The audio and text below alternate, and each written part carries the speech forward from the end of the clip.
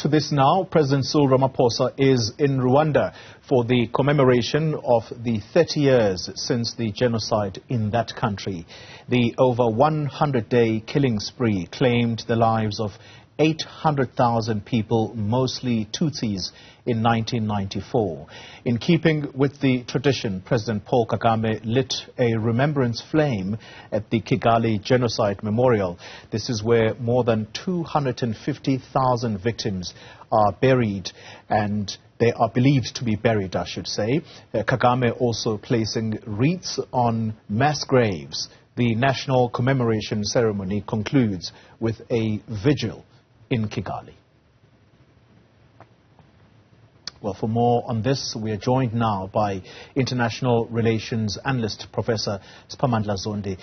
Professor, good evening to you, and thank you very much for your time. I want to begin with an article that I saw in the Sunday Times today, speaking about this very commemoration, 800,000 people killed in Rwanda back in 1994, mostly Tutsis, and the Sunday Times running with an article whose headline read, and I quote, "African media failed Rwanda Tutsis." And I just want to read the first line of that article, Professor, where they say the scale of the genocide of Rwanda's Tutsis tribe in 1994 could have been significantly reduced had the media paid more attention to the atrocities that were unfolding in Kigali. How do you think we, the media fraternity, should be reflecting on this?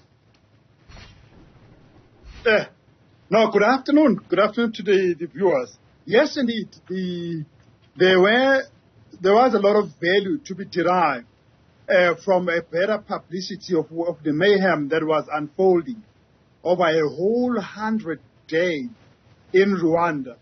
And the failure to report this timeously, the failure to make it a big international story, the failure to make it a big African story led to slow responses to the mayhem that was taking place in there. And I think there was a sense of almost denial. We did not, I think, generally as society, even us as analysts, and together with the journalists, did not really foresee that something as tragic as this was going to happen. We thought it was going to be the usual skirmishes of that particular part of the world that are actually happening even now. Even this week, it's taking place in the east of DRC. A few skirmishes lead to 3 or 4 bodies. We get used to those and stuff like that. And in this particular case, that pattern lulled us into ignoring this until it was very late. By the time it caught the attention of the world and the United Nations started to intervene, it was already over 500,000 people had died. Yeah, so indeed we carried the blame of failure to raise this issue as strong as it should at the beginning. Talking to a Pan-Africanist scholar on this very channel today, Professor, he is of the view that the Rwanda genocide should be declared or at least acknowledged as a crime against humanity. Why wouldn't it be declared as that? Why has it not been declared as that already? Indeed, it already is, because the definition of the crime against humanity under international law already now would cover what happened in Rwanda at that particular time. There isn't anything that stops us from regarding it as crime against humanity. We don't have to declare it. It is one.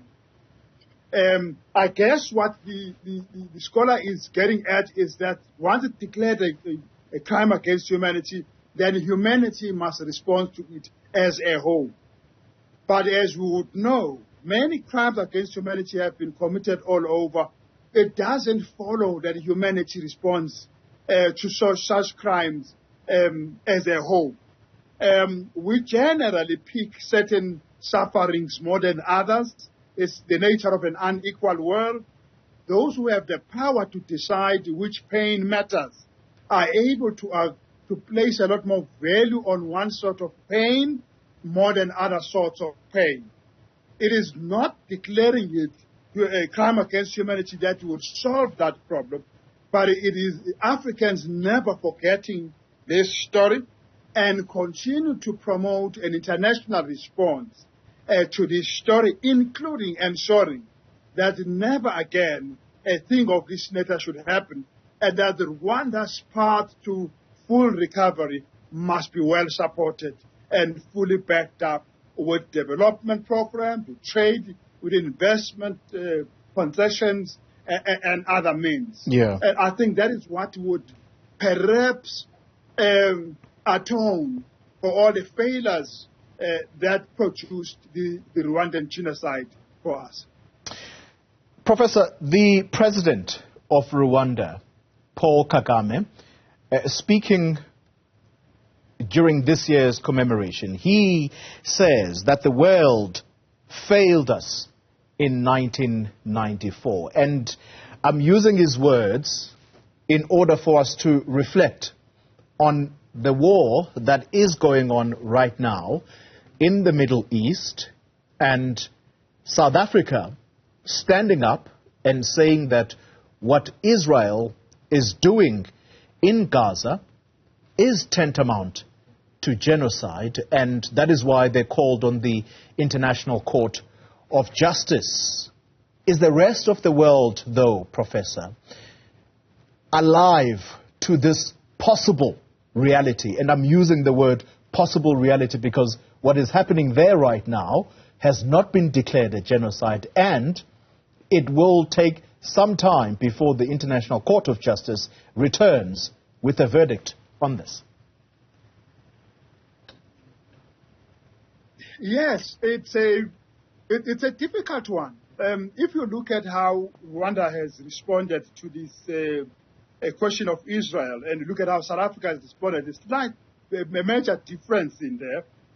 Whereas South Africa recalled the Rwanda genocide in order to make that case before the International Court of Justice, accusing Israel of genocidal actions. Rwanda has stayed away from this issue generally, and because of its close relationship with Israel, and Rwanda has for a long time built up a close relationship with Israel over the shared pain, genocide on one side and the Holocaust on the other side. And Rwanda finds itself very in a serious tight corner when it has to call out what it seems to be genocidal actions being taken by Israel in Palestine, which is why it could be a bit muted on this particular issue. And Rwanda has chosen what is called pragmatism, which is build a relationship that benefits us. If it needs toned down on criticism in certain cases, we would, if it's going to allow trade and investment. And of course, they hosted the Israeli president just a couple of days ago, which is very rare, and it raised a lot of eyebrows. But for Rwanda, it's about trade, it's about investment, it's about it choosing its friends, and creates a little bit awkward relationship between it and the rest of the African continent, and definitely with South Africa. It's a very interesting point, Professor, because the president of South Africa is also in attendance this year to commemorate this Rwanda genocide, and you have the South African contingent of the SANDF personnel in the DRC at the moment, and they are there for peacekeeping mission, and Rwanda is being accused of being the paymasters of the M23 rebels. What do you think the attendance of President Ramaphosa says or is intended to do there? Or are we reading too much in between the lines? I think we should read something significant there. For all intents and purposes, that relationship between South Africa and Rwanda almost came to a complete standstill and completely frozen in 2013, 2014, after those assassinations that took place in South Africa. And there was a war of words between the two sides. After that, there was no high-level interaction, even at ministerial level. It's only around 2018 where then there's a beginning of dialogue between the two countries at political level, and they established a technical committee in 2018 to work out the details of all areas of cooperation that must be tightened up in order to atone for a frozen political relationship. Now, for the presidents to now visit each other and talk, I think it is calculated on the part of South Africa to cement this rapprochement that has been happening, this recovery of relationship. It's a difficult one. It's going to take a bit of time. There are many stumbling blocks along the way, including differences over the Eastern Congo issues, differences over the Mozambique issues, differences over Israel and other things. But in spite of that, then they're trying to put a little bit of edge over this thing, a bit of energy into this, that when the two presidents find each other, it is likely that this will filter down slowly below their level. But this rapprochement, the warming of relationship, will not take away the issues that cause conflict until they have found a way to accommodate each other on at least two principles. One is that Rwanda has to take a stance that it distances itself from the assassination of Rwandan dissidents that are based in South Africa, so that it doesn't continue to be fingered in those kinds of moves. And the second one is that the two countries agree to cooperate in the DRC and in Mozambique so that they can manage those relationships. Outside of that, it should just be warming up relationships that is full of thorns, almost a warm hug between people with thorns on their chests. That could be a challenge, because it would then recoil again, come back time and time again. Then we have to nurse it permanently, this relationship. Yeah. Prof, let's conclude the conversation then, because you mentioned earlier the awkward relationship between Rwanda and Israel, given what Israel is doing in Gaza right now. And keep in mind that Israel has since been accused of genocidal intent in what it is doing. And then on the other, you have Rwanda in some form of agreement with the United Kingdom, where refugees that find themselves in the UK are going to be sent to Rwanda and be kept there. And this, in turn, the understanding is that there will be some kind of compensation to Rwanda by the United Kingdom government. And that, again, has made Rwanda sort of stand out as this awkward African nation. Is there something to be said about the direction that Rwanda is taking versus fellow African states? One thing that Rwanda has been remarkable for since 1994 is that they decided to turn their pain into some sort of privilege of some form, and the basis for them to redefine who they are and to look after their interests principally, to look after their national interests at all costs, and to do so in a very pragmatic way.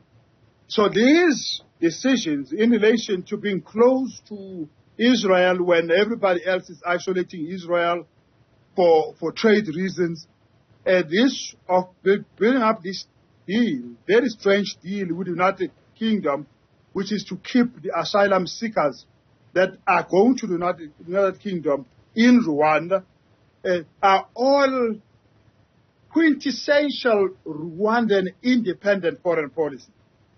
That it will take whatever decision it will take if it is in interest, to the point of even ignoring what might be acceptable among African countries.